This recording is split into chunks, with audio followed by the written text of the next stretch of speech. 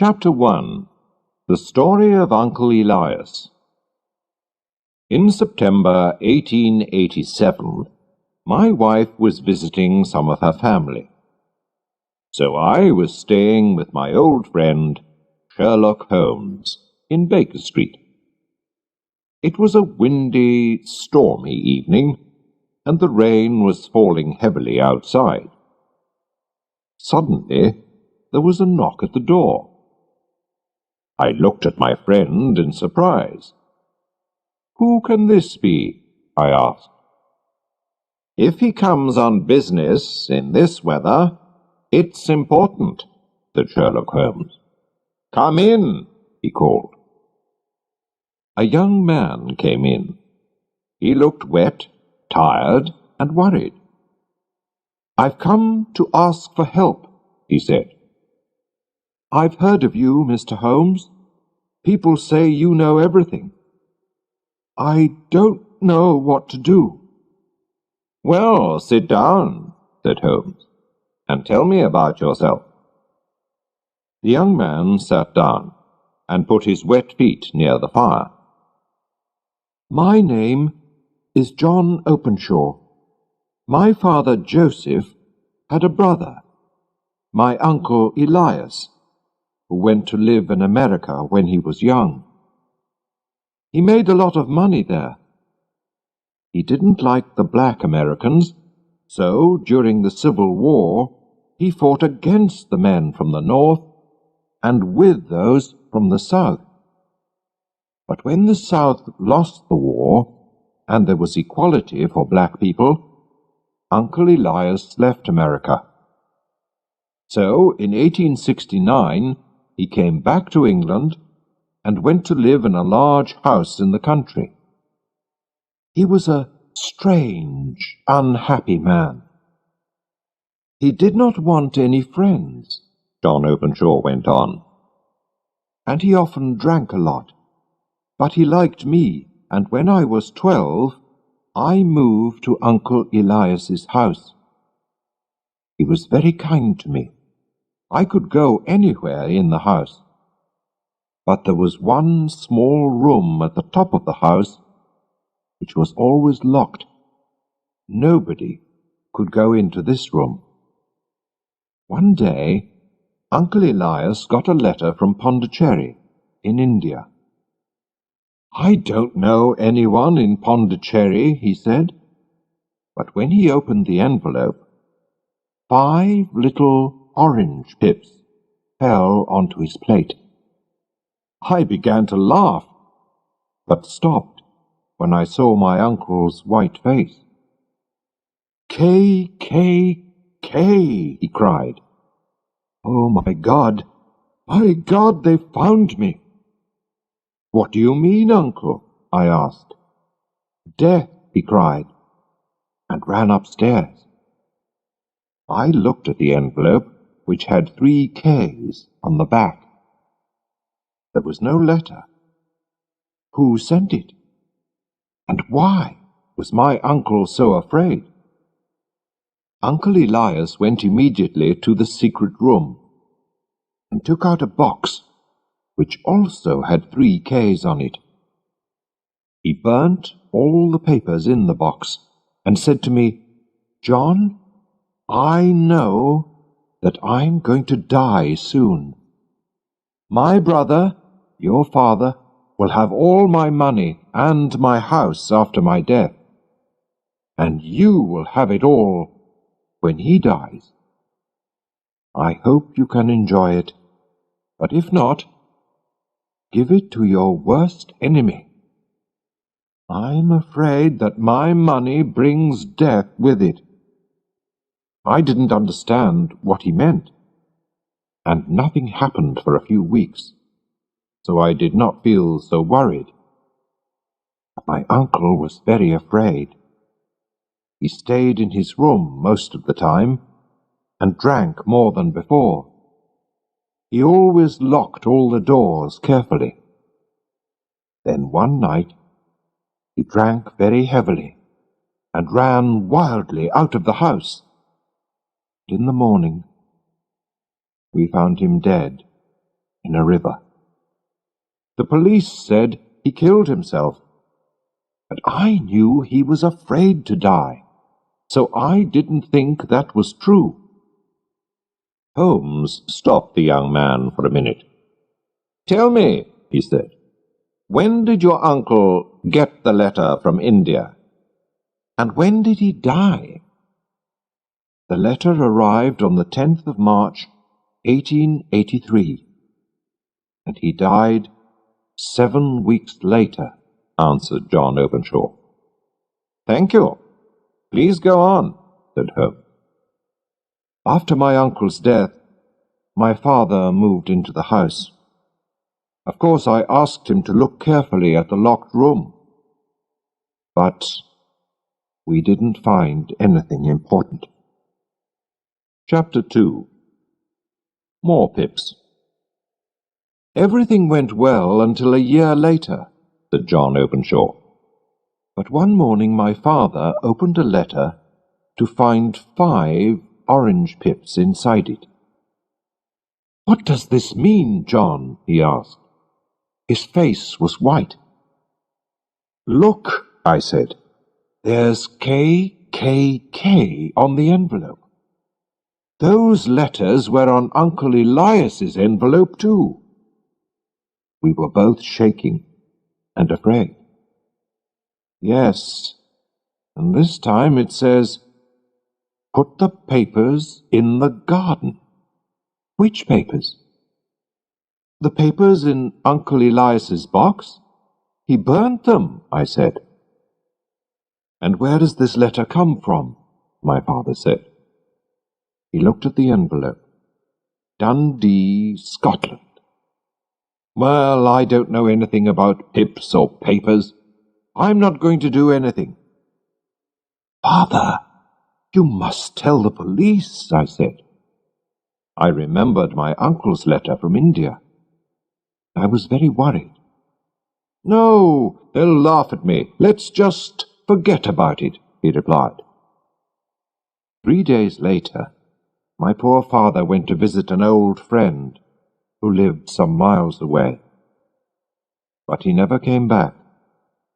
The police said that he was walking home in the dark when he fell down a hill.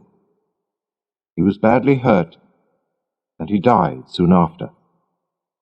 They decided it was an accident, but I didn't agree. I thought it was murder.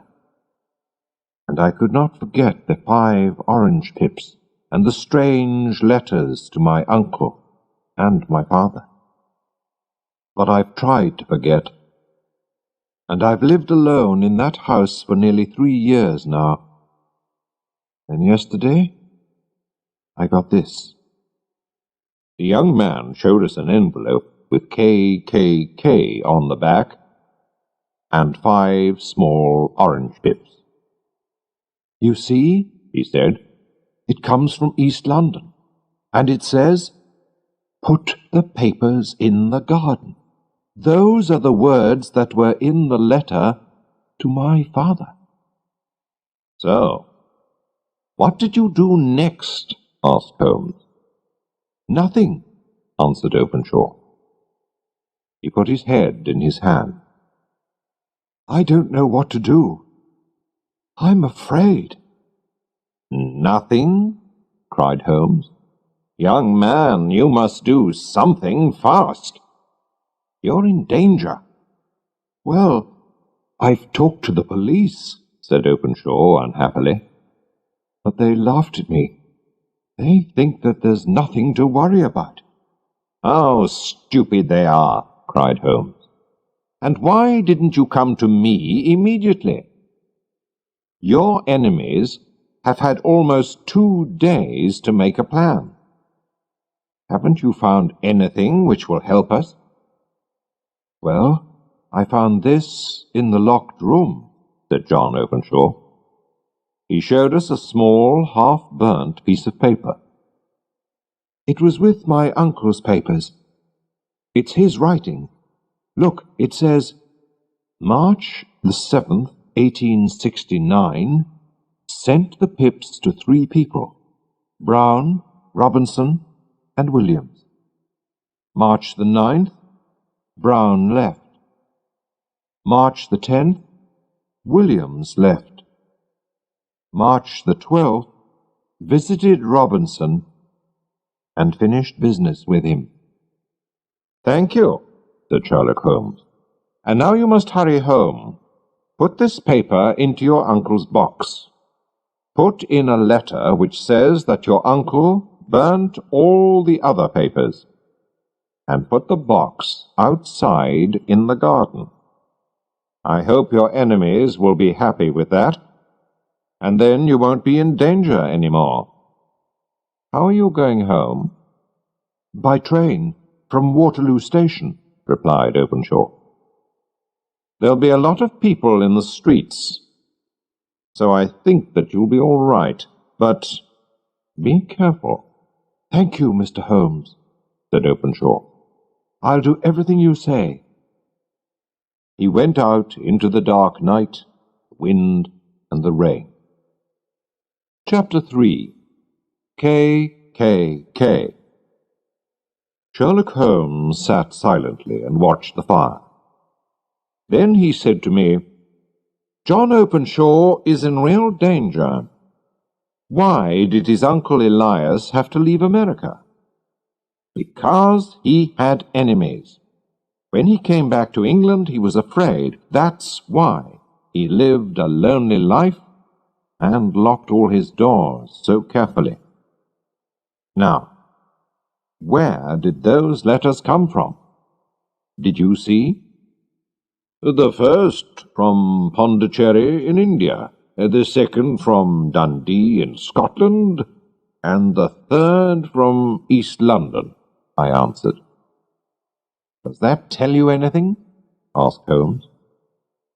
"They're all seaports. The writer was on a ship when he wrote the letters," I replied. I was pleased with my answer. "Very good, Watson," said Holmes.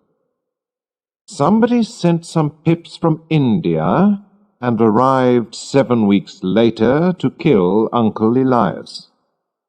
Then he sent some pips from Scotland and arrived 3 days later to kill John's father. You see why I'm worried now? He has sent pips to John from London. John's enemy is in London already." "Good God, Holmes," I cried. "Who is this man?" "More than one man, I think. They belong to the Ku Klux Klan. That explains the KKK. Haven't you ever heard of it? It's a very secret group of Americans from the South. They wanted to stop equality for black people and to kill anyone who didn't agree with them. The police couldn't stop them, but in 1869, Uncle Elias, who belonged to this secret group, suddenly left America with all their papers, and so the group could not go on. Of course, the group wanted to get the papers back. You remember the half-burnt paper? That was Uncle Elias's American diary. While he was working for the KKK, he sent the pips to frighten those 3 men. 2 left the country, but 1 didn't. So the KKK finished business with him. Or killed him. The KKK always worked like that." "Well, I hope they won't kill young Openshaw," I said. Chapter 4. The Last Deaths. But they did. The next morning we read in the newspaper that John Openshaw was dead. A policeman found him in the river near Waterloo Station. The police said it was an accident, but Holmes was very angry about it. "He came to me for help, and those men murdered him. I'm going to find them if it's the last thing I do," he said to me. and he hurried out of the house. In the evening, when he came back to Baker Street, he was tired, but pleased. "Watson," he said, "I know the names of Openshaw's enemies, and now I'm going to send them a surprise. This will frighten them." He took 5 pips from an orange and put them in an envelope. On it he wrote, "S.H. for J.C. I'm sending the pips not from the KKK, but from me, Sherlock Holmes, to Captain James Cahoon. His ship is called the Star. He and his men are sailing back to Georgia, USA, now." "How did you find him, Holmes?" I asked. "Ship's papers," he said. "I've looked at hundreds of them today. Only one ship, the Star, was in the 3 ports at the right times, and this morning the Star left London to sail back to Georgia. I found out that the captain and 2 of his men, all Americans, weren't on the ship last night. So I'm sure they killed poor John Openshaw. When they arrive in America, they'll get the pips, and then the police will catch them." Sherlock Holmes is a very clever detective, but he can do nothing about the weather. The winter storms at sea that year were worse than ever, and so the Star never arrived in Georgia, and nobody saw the captain or his men again. The murderers of John Openshaw did not get the pips, but in the end, death came to them.